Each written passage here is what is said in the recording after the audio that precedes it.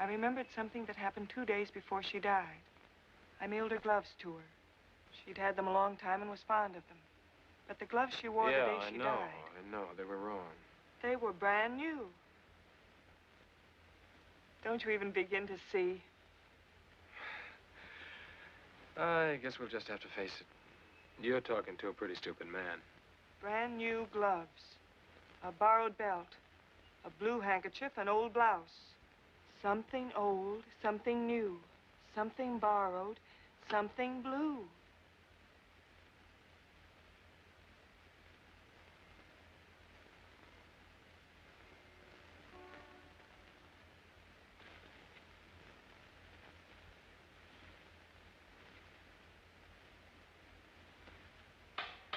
Where's the marriage license bureau?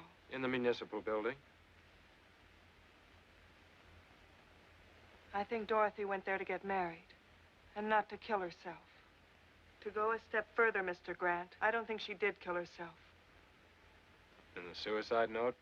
Where did it say suicide? I hope you will forgive me for the unhappiness I'll cause. There is nothing else I can do. Her marriage would have made my father unhappy. But as we know now, what else could you do?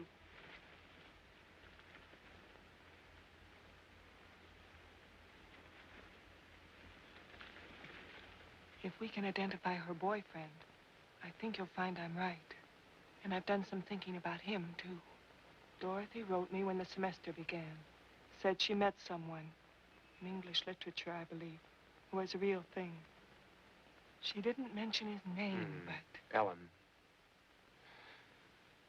You've really been thinking about this, haven't you? I mean, you've done a lot of thinking. Brooding, my father calls it. You can call it that, too. I'm not sensitive. I know that when tragedy hits hard, that... Well, the mind is apt to come up with a lot far-fetched ideas. Like this. In other words, you don't believe me. Well, I didn't say that. What about your uncle? Would he? Well, if you think I like imagination, you ought to have a session with him. Thanks very much anyway, Mr. Grant.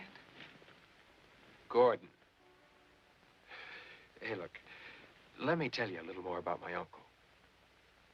If your sister was murdered, he wants to know about it.